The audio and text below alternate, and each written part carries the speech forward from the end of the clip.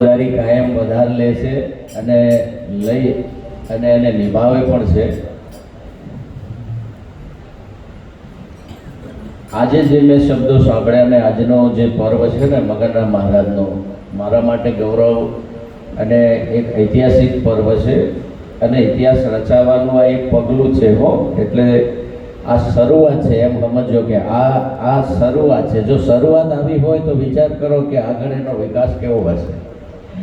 આજે જે શરૂઆત થઈ છે મગનરામ મહારાજનું પર્વ આજથી છે ને શિક્ષણ પર્વ તરીકે મહારાજ નોંધી લેજો કે મગનરામ મહારાજનું પર્વ એ પુણ્યતિથિ નહીં, શિક્ષણ પર્વ નિમિત્તે આજે આપણે જાગ્યા છીએ.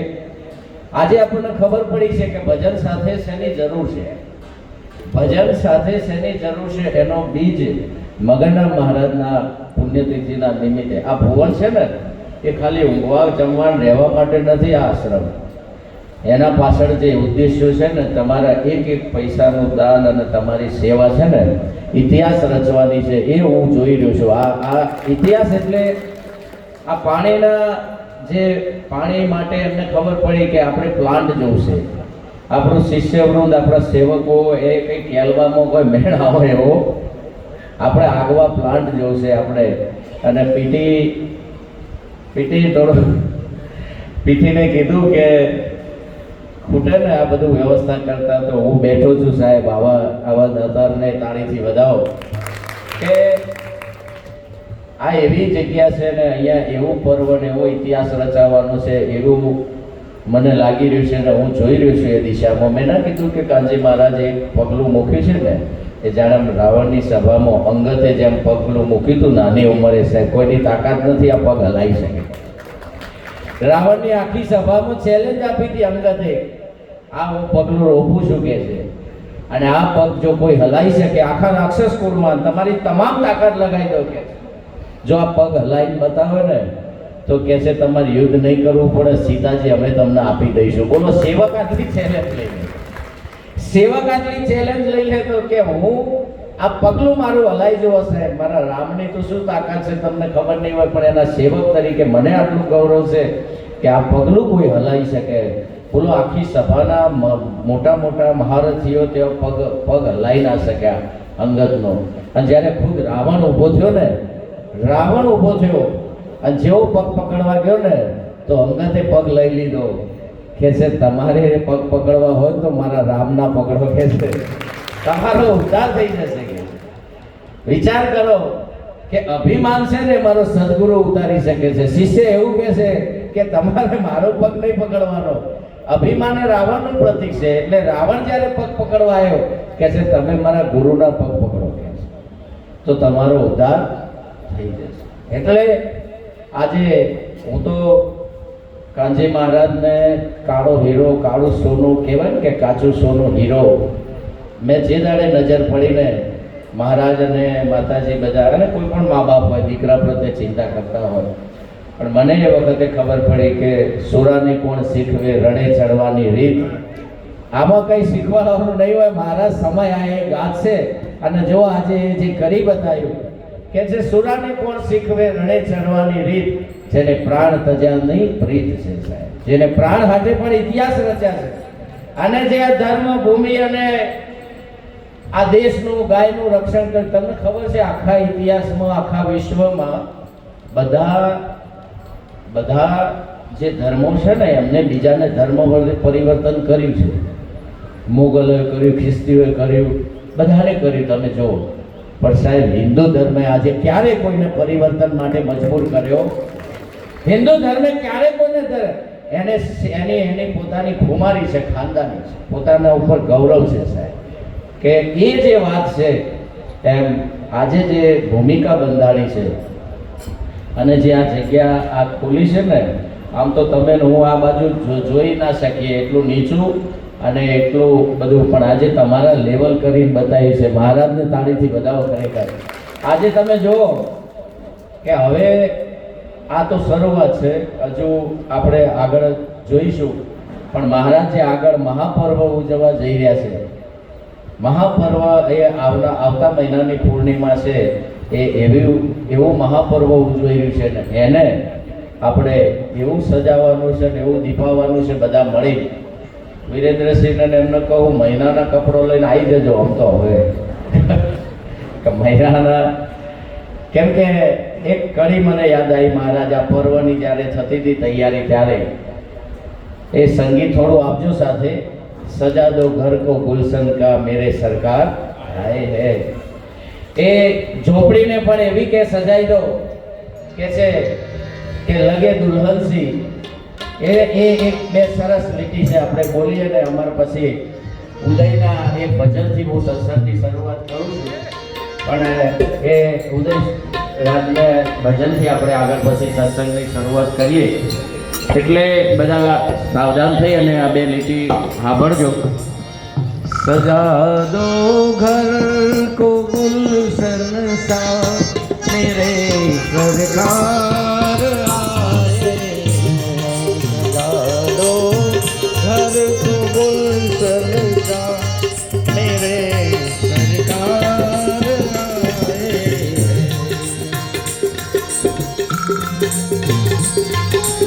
બે હાથ ભેગા કરજો.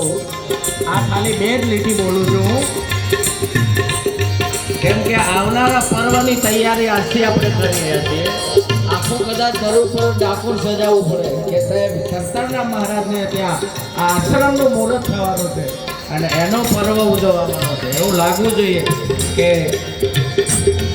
સજા દો ઘર કો ગુલશન કા મેરે સરકાર આए.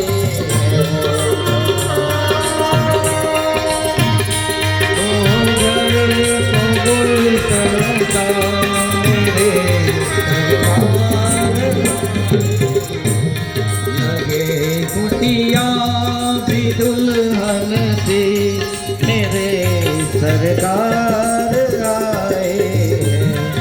लगे कुटिया भी दुल्हन से मेरे सरकार आए. क्यों भटकूं में भीतर तेरा दीदार काफी है.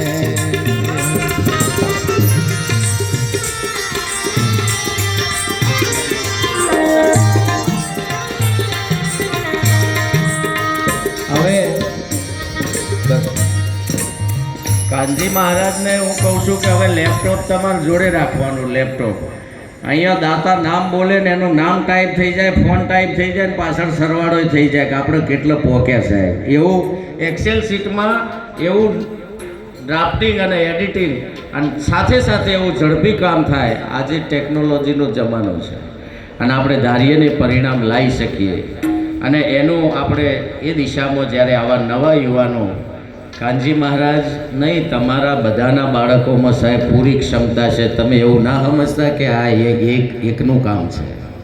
આપણે વિશ્વાસ નથી રાખતા આપણા બાળકો ઉપર. આજે એજ્યુકેશનનો પર્વ છે, આજે શિક્ષણનું પર્વ છે, આજે દાતારીનું પર્વ છે. અને આ જનેતા આ માતાજી બેઠા છે.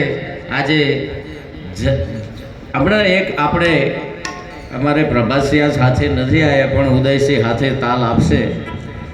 કહેશે ને કે જન્મ જે સંતને આપે જનેતા તેને કહી. હમણાં એક મહારાજે સાખી કીધી હતી ને કે જન્મ જે સંતને આપે જનેતા તેને કહેવાય. માતાજીને એકવાર કોટી કોટી વંદન તાળીઓથી વધાવો. મગનરામ મહારાજના પર્વને માતાજીએ આપણા જે શક્તિઓ છે ને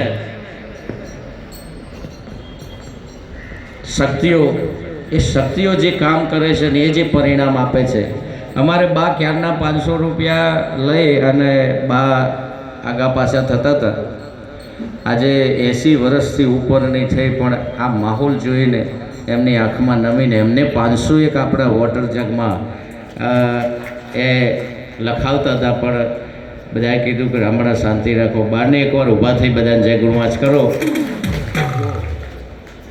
આવો આમને પ્રેરણા લેવા જેવી છે. ભાવ બધા મારા ફોઈ નહીં, મારા પપ્પાના ફોઈ. અને વિચાર કરો એ વખતે એ એટલું ભણેલા ગણેલા, આજે નંબરે નથી, ચશ્મા નહીં, વાંચવાનું ના, બીપી ડાયાબિટીસ કે કોઈ ગોળી નહીં. અને જો સાત્વિકતાનું પરિણામ કેવું મળે છે એમ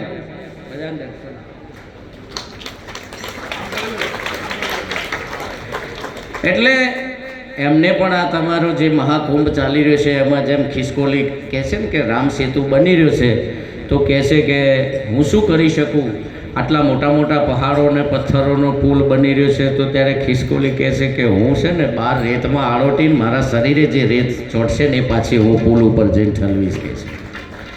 જ્યારે આવો મહાસેતુ થતો હોય ને મહાકાર્યો થતા હોય, આપણને કહે છે ને જનની જણે તો ત્રણ જણજે.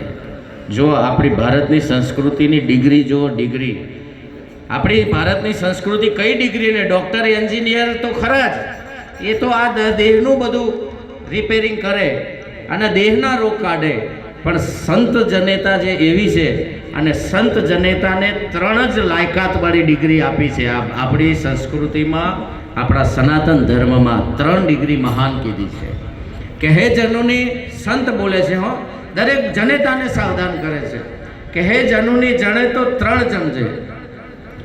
કયા કયા ત્રણ? કે હે જનોની જણે તો ત્રણ જ જણજે, કા ભક્ત, કા સુરવીર, કે દાતાર, નહીં તો રેજે વાજડી મત ગમાવીશ, તારું લોહી ગુમાવીશ નહીં. કે ખોટું એવું આ જગતના ખોટા જીવો પેદા નહીં કરવાના. કહે છે કે હે જનોની જણે તો ત્રણ જણજે, કા ભક્ત, સુરવીર, કે દાતાર, નહીં તો રેજે વાજણી જો કે છે મત ગમાવીશ. એને ખબર છે સંતને કેટલી કષ્ટી પડે છે. એક બાળકને જન્મ આપવાની વેદના તો સાહેબ આ ભૂમિ ઉપર કોઈની તાકાત નથી. એ પ્રાણ હાટરનો વ્યવહાર છે સાહેબ. માતાને આ નારી શક્તિને તાળીથી વધાવો. કહે છે કે એ સામાન્ય વાત નથી. ખુદ બ્રહ્મા વિષ્ણુ મહેશ દેવોને પણ અવતાર લેવો હોય, આ અહીંયા ભૂમિ ઉપર ઉતરવું હોય તો સાહેબ જનેતાનો આશરો લેવો પડે છે. નિર્ગુણને પણ સાકારમાં આવવું હોય તો જનેતા વગર એ આવી શકતો. એટલે માતાને આજે આપણા 4 વેદ શરૂ ક્યાંથી કરે છે?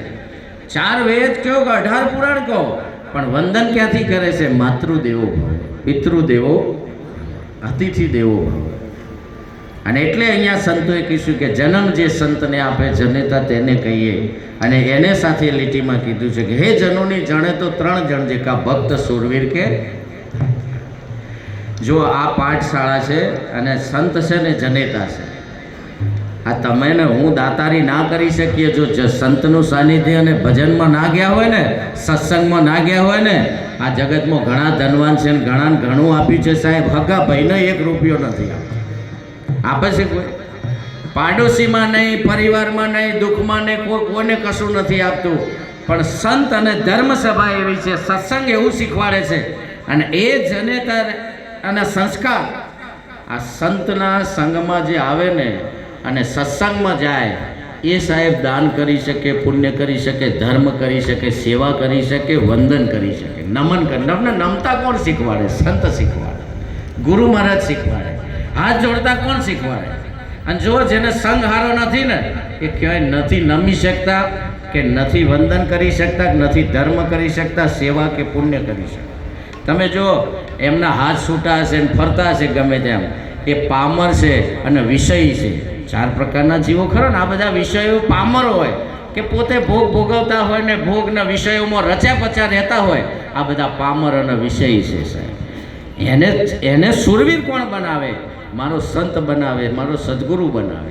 એ પામરતા કોણ છોડાવે તમારા મારા જીવનમાંથી? પામરતા અને આવી વિષયતા. આ વિષય તો એવો રોગ છે ને, પ્રાણ લઈ લે. પણ સાહેબ પ્રાણ લઈ લે પણ વિષય છોડવા દેતો. જે વિષય રસમાં ફસાય છે. પણ તમે ને હું કેટલા બધા ભાગશાળી કે આવા પામર અને વિષયોમાંથી આજે આપણને જીવન મુક્ત બનાવ્યા છે સાહેબ. એ સદગુરુ સંતની મહેનત કેવી કે તમને જીવન મુક્ત બનાવ્યા, કે આજે તમે એટલા બધા સુરાન એવા દાતાર થઈ ગયા. અને એવા આજે તમે તમારું નામ લેવાય ને અહીંયા માઇકમાં, સુરવીર, દાતાર કે જનેતામાં, તો સાહેબ જેમ ધ્રુવ અને પ્રહલાદની માતા છે ને, ધ્રુવને 5 વર્ષે ઇતિહાસ રચી દીધો હતો. ત્યારે ધ્રુવની માતાને એટલું ગૌરવ થયું કે બેટા તે એવું કામ કર્યું છે કે જ્યારે ધ્રુવને યાદ કરશે ને તો માતાનું નામ મારી છાતી ગદગદ થશે કે છે. ધ્રુવની માતાનું નામ શું હતું ખબર છે કોઈને? હરિદ્વાર ભાગવત સાંભળી હોય ને એને ખબર જ. અથવા ઘરમાં ગ્રંથ હોય, ઘરમાં કોઈ દાડો ગ્રંથ રાખો આ શિક્ષણ પર્વ છે. શાસ્ત્ર રાખો, ગીતા, ભાગવત, રામાયણ. આપણા બાળકોને આપણે તો હવે ઇંગ્લિશ મીડિયમમાં મૂકવા માંડ્યા છે, તે કક્કાનો કદ ભૂલી જાય, સીધો એથી ચાલુ થાય, અંગ્રેજીથી જ ચાલુ થાય. એટલે એ તમને નહીં નમે સાહેબ. આજે આપણે જ જો આપણા બાળકને અંગ્રેજ બનાવીશું ને તો સાહેબ આપણે સંસ્કારની, સંસ્કૃતિની આશા રાખી શકશું. જેને ઇંગ્લિશ મીડિયમ, હું ઇંગ્લિશ ખોટું નથી એવું નથી, પણ સાહેબ તમારો ધર્મ ના છોડતા. ચાહે ગમે તેવું ડૉક્ટર, એન્જિનિયર, વૈજ્ઞાનિક બને, પણ સાહેબ ધર્મ ના ભૂલવો જોઈએ, પોતાની માતૃભાષા ના ભૂલે. એ સંસ્કાર આજે ઓસ્ટ્રેલિયામાં પણ રાજુભાઈ અને બધા જે પરિવાર, મહારાજની દીકરી બધા જે છે અને બધા રહેશે, પણ એ સંસ્કૃતિને છોડીને ભલે ધંધો રોજગાર કે અમારો વિદેશ છે, પણ સાહેબ આજે પણ સાત્વિકતા અને પંચશીલ અને ભક્તિ ભૂલતા નથી. એમને યાદ કરવાનું મન થાય, કેમ કે વિદેશમાં રહેવા છતાંય પણ આજે એ બાળકો વંદન, નમન ભૂલતા નથી અને ખોરાક પણ બદલતા નથી, સમજ પણ બદલતા નથી. તો આ જન્મ જે કેમ કે માતાના સંસ્કારો અને આવા સંતના સાનિધ્યમાં જઈ અને જેનું ઘડતર થાય છે, એ પછી સેવા એ કદી કોઈ દાડો એનાથી વિમુખ જઈ શકતો. એટલે મારી એક ઈચ્છા હતી, થોડું એક કીર્તન કરી લઈએ. અને ઉદયને અરે કમલેશભાઈ અમારે આવી ગયા છે ને, કમલેશભાઈ પાછળ બેઠા છે, તો કમલેશભાઈ એક ભજન બોલે, સાથે આપણે બધા બોલશું બધા પ્રેમથી અને એવું કીર્તન કરીએ. આજે મને મહારાજને છે ને, તમને લાગે થોડા દુબળા પડ્યા હોય એવું? મને લાગે છે હો, તમને લાગે? મહારાજને જો આ જન્મ જે સંતને આપે જનેતા સાહેબ, જે દાડે આખા સમાજની ચિંતા કરતો થાય, આખા ભક્ત પરિવારની, આખા દેશની ચિંતા કરતો થાય ને, તો સમજવાનો છોકરો લાયક છે સાહેબ. આપણે તો કેવા પેદા કરીએ છીએ કે આપણને પણ માન ના આપે. આજે આપણને પણ ના માન આપે એવા સંસ્કાર વિહોણા થઈ ગયા છે. આજે બહુ જાગવાની જરૂર છે. આજે તમારી પેઢીઓમાં શું રોગ પેઠો છે એની ચિંતા સંત કરે છે. તમારું બાળક આજે તમને નથી નમતું, એને કોણ અટકાવશે? મારો સદગુરુ સંત અટકાવશે સાહેબ. કેમ કે આપણે રાહ ભૂલ્યા છીએ, એની ચિંતા આ આશ્રમ કરે છે ને. આ મહારાજનું જે સતત પ્રવાસ અને ધર્મ અને જે પ્રયાણ છે, કેમ કે સંસ્કૃતિ વિહોણું જ્ઞાન અને વિજ્ઞાન છે ને અધોગતિ આપશે. સંસ્કાર વગરનું તમારું ધન તમને નરકમાં ધકેલી દેશે. હાલ નરક બતાવશે, ઘરમાં નરક દેખાશે તમને જો સંસ્કારી પુત્રો નહીં હોય. શિક્ષિત તો હશે પણ સાહેબ દીક્ષિત નહીં હોય. તમે શિક્ષિત કરી શકો પણ દીક્ષિત તો સદગુરુ સંત જ કરે સાહેબ. એને દીક્ષા કોણ આપે? તમારે રામ જેવો મર્યાદા પુરુષોત્તમ બનાવવો હોય, વિપત પડે પણ વણસે નહીં, ભલે ભાગી પડે બ્રહ્માંડ, મેરું ડગે પણ જેના મન ના. અરે મેલ છોડવો પડે તો છોડવો પડે, પણ સાહેબ વચન ના જાય. રઘુકુળ રીત સદા ચલી આવી, પ્રાણ જાય પર. આવું બળ તમે આપ્યું કે નહીં બાળકને? આવા સંસ્કાર આપે કે નહીં? કે જરાક કાઠું પડે અને જો લાઈન બદલી કાઢે અથવા ધંધો બદલી કાઢે અથવા ના સાહેબ કાંઠામાં ઊભો રહે, 45 ડિગ્રીમાં જે કામ કરી શકે. મહારાજનો એક વાત રામબાણ હતું, લખી લેજો. હમણાં બોલતા એમને બોલતા હતા ત્યારે બોલ્યા હતા કે સાહેબ હું જેટલો સુરો છું ને એવો જ મને શિષ્ય સુરવીર ગમે છે. મને કાયર લાચાર ગમતા, મને એવો દાતાર જોઈએ અને એવો સુરવીર હોય તો જ જંગે ચડાય ને. યુદ્ધ ક્યારે જીતાય સાહેબ? એક જણ એવો રાષ્ટ્ર ભાવના વાળો હોય, ધર્મ ભાવના વાળો હોય, એનામાં ખુમારી હોવી જોઈએ સાહેબ. એવા સુભાષચંદ્ર બોઝ, મહારાણા પ્રતાપ, આવા મહાપુરુષો પાક્યા. નહીતર આ તો આ ધર્મ જ લુપ્ત કરી દીધો હોત. એટલી બધી સલ્તનતો હુમલા કર્યા. આ તો કેવા સુરવીર કે કરણ કુંતા તણો જાયો બના ભગવાન ભિખાર. ભગવાનને ભિખાર બનાવી દે એવું જન્મ જે સંતને આપે એને ભક્તિ કહેવાય ને એને જ્ઞાન કહેવાય. અને મહારાજે જે હવે જે સ્પીડ વધારી છે કામ કરવાની, મને એમ લાગતું હતું કે આશ્રમ પતે પછી મહારાજ જપીને બેસી, પણ મહારાજે હજુ બધું વિસ્તાર ચાલુ કર્યો છે. અને એની સાથે સાથે તમારો બધાનો, મારો બધાનો સાથ સહકાર. જો મોટું ભગીરથ કાર્ય થતું હોય ને ત્યારે આપણા બધાના સાથ સહકારથી આજે જે સેવા બોલાણી છે ને એ હૃદય સમાન છે. જેને જે લખાયું છે એમને તાળીથી વધાવો. એમાં એક ઇંગ્લિશમાં કહેવત છે, ચેરિટી બિગેન્સ ફ્રોમ હોમ. દાતારી છે ને તમારા બાળકને કે છે ચેરિટી બિગેમ્સ ફ્રોમ હોમ. એવું કહેવાય છે કે તમારી દાતારી તમારો બાળક કરતો થાય ને તો સમજવાનું તમારા ઘરમાં ધર્મ વધ્યો છે સાહેબ. કાનજી મહારાજે કીધું કે પહેલા 11,000 મારા લખો.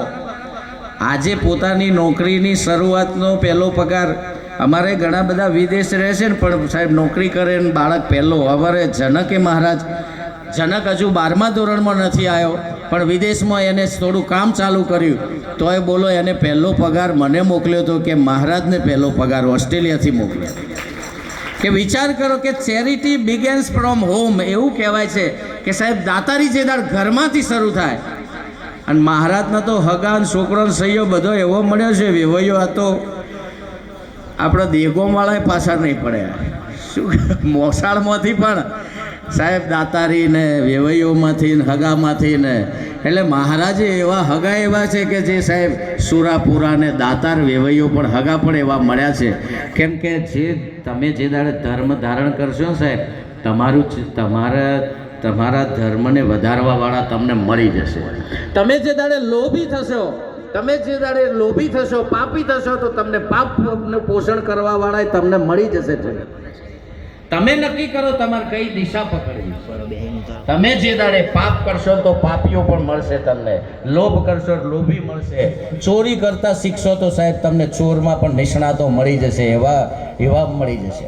પણ જે દાડે તમે ધર્મ તરફ પગલું ભરશો અને ધર્મ વધારશો ને તો તમને બળ આલવાવાળા આ બધા શૂરવીરો છે સાહેબ.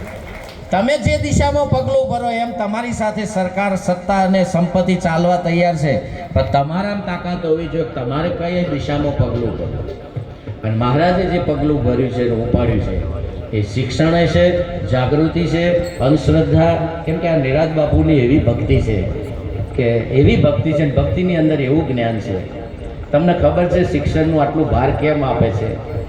જ્યારે ભારત આઝાદ દેશ થયો હતો ને, ભારત આઝાદ થયો ને ત્યારે આપણા જોડે કશું નહોતું. પહેલી વાર આઝાદી મળી અને આઝાદી થઈ ત્યારે બધાને બધું મળી ગયું. રજવાડાનો હિસ્સો આપ્યો, દરેકને બધું આપી દીધું.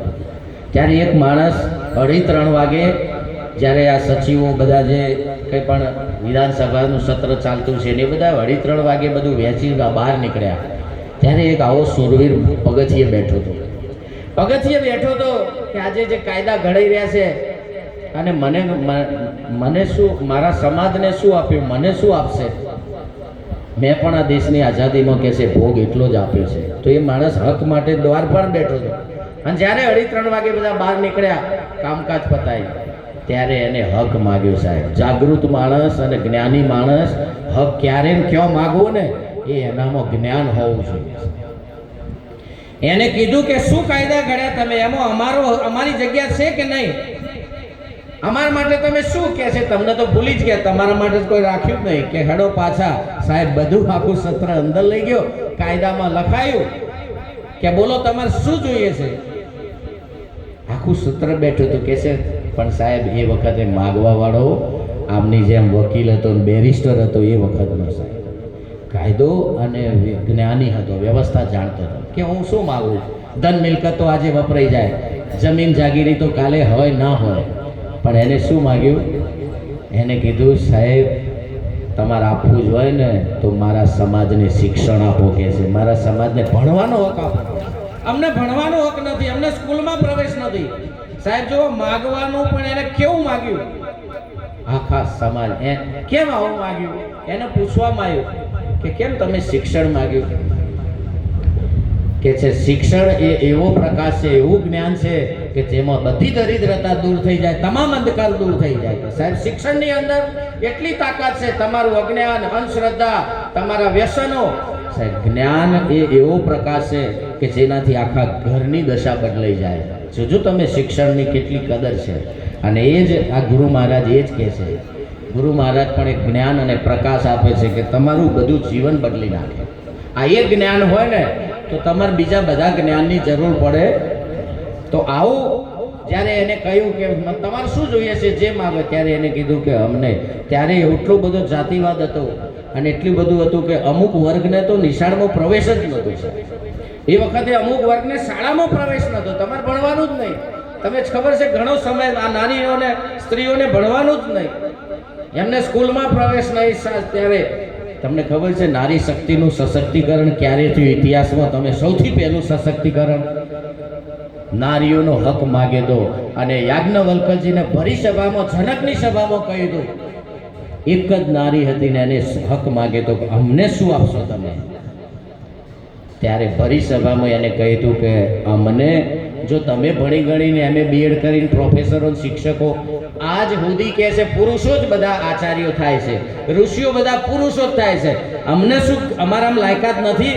અમે કેટલી કક્ષાએ તમારાથી ઉતરતા છો, ચલો જ્ઞાન ગોષ્ઠી. જનકની સભામાં મહારાજ સામે આવી ગયો કે છે, યાજ્ઞવલ્ક્યને કીધું કે તમે બેસો, આજે વિદ્વાન તમે છો, આખા ધર્માચાર્યમાં શ્રેષ્ઠ પદવી તમારી છે, આખું જગત તમને માન આપે છે, તમે મને તોલીને બતાવો કે નારીમાં અને પુરુષમાં શું ભેદ છે. સાહેબ યાજ્ઞવલ્ક્યને નીચું ગાલવું પડ્યું.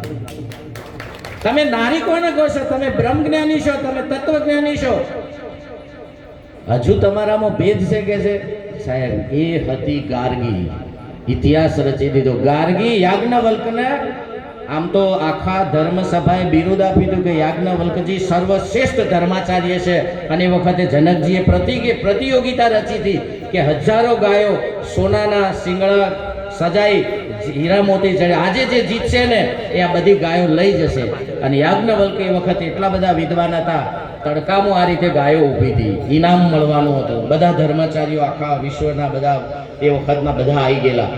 અને ત્યારે યાજ્ઞવલ્ક્ય જેવા સભામાં આવ્યા ને, એમને જોવે તો બીજા હરીફો મહારાજ બધા ઊંધું ગાલે, બધા નેચું જોવે કે હવે આપણી જીત ના શકે, શક્ય જ નહીં. પણ યાજ્ઞવલ્ક્ય જેવા સભામાં આવ્યા ને તો શું કહે છે, 1000 ગાયો છે ને એ મારા ઘેર મોકલાઈ દો કે છે, તડકે ઊભી છે. એટલો બધો પોતાના ઉપર વિશ્વાસ કે હું જ જીતવાનો છું. આ 1000 ગાયો કહે છે ઘેર મોકલાઈ દો. સાહેબ પ્રતિયોગિતા થયા મોર જેનો વિશ્વાસ હતો કે હું જ જીતવાનો છું, આનો પડકાર કેવો હશે? અને એને કીધું લઈ જાઓ 1000 ગાયો. ત્યારે ગાર્ગીએ કીધું તું કે હજુ બધાને ભલે મત આપી દીધો, ગાર્ગી કહે છે કે તમારે મારા હાથે પ્રતિયોગિતા કરવી પડશે, પછી એને ગાયો અટકાવી દે. ગાર્ગીએ અટકાવી દીધી ગાયો કે ના લઈ જાઓ. સાહેબ પ્રતિયોગિતા થશે કે કોણ બેસશે મારી સાથે? કે હું બેસીશ તમારી સામે, તમારી સામે પ્રતિયોગિતા હું કરીશ. અને ગાર્ગીએ આ નારી શક્તિનો ઇતિહાસ રચ્યો. આજે તમને કહું છું કે એ વખતે ગાર્ગીએ સભામાં કહ્યું હતું કે તમે બ્રહ્મજ્ઞાની છો ને હું એ બ્રહ્મજ્ઞાની છું, કે તમે આત્મજ્ઞાન જાણો છો, હું એ જાણું છું, તમારા જેટલું છે, મને મારા હકની વાત કરો. ત્યારે યાજ્ઞવલ્ક્યજીએ એમને બિરુદ આપ્યું હતું, સન્માન કર્યા હતા.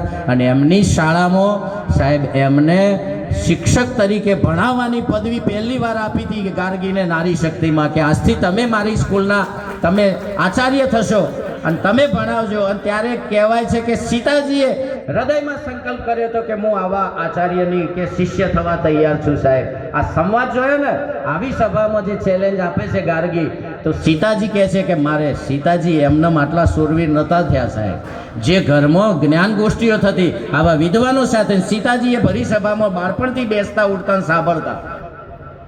આપણે જુઓ કે આપણા ઘરમાં શું થાય છે, કેવા હગા આવે છે, જ્ઞાન ગોષ્ઠી થાય છે, બીજું કોઈ થાય નહીં. આ ધર્મ સભાઓમાં હગવાલો જઈને શું કરો છો? સાહેબ તમારા બાળકોમાં તમે જેવો સંગ કર્યો છે ને એવા જ બાળકોમાં સંસ્કાર આવશે. તમે જેવાના સંગમાં, એટલે માતા પિતા તરીકે આપણી ફરજ છે સાહેબ, આપણું બાળક અને આપણે ક્યાં ઉઠવું બેસવું છે, ક્યાં જવાય ને ક્યાં ના જવાય એ સંત શીખવાડશે.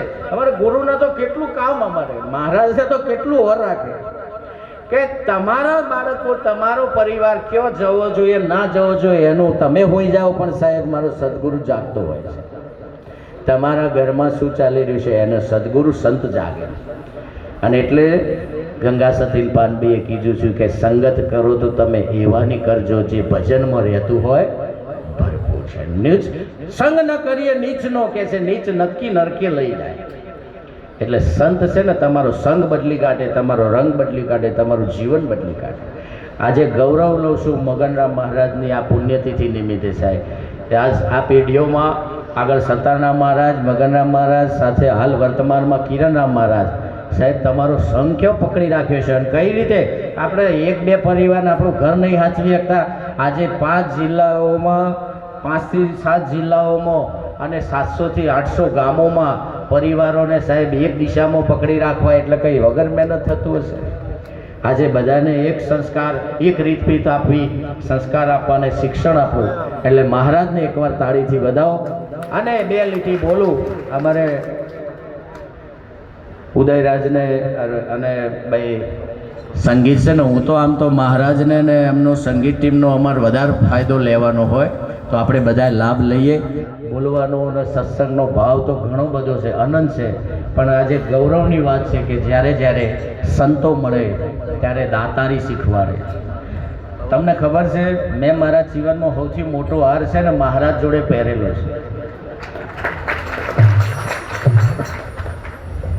ઘણી વાર હમણાં મહારાજ કોક આવ્યું હતું ને તો ફૂલ હાલ લઈને ચડાવતા હતા. મહારાજ કે હાર વાંચી લઈને નહીં ચડાવવાનો, લઈને આવો આવો નહીં ચડાવો ચાલશે, પણ કોઈનો ઉતારેલો હાર ચડાવાય. મહારાજ આ કડક થવું ને આ આચાર્યનું કામ છે.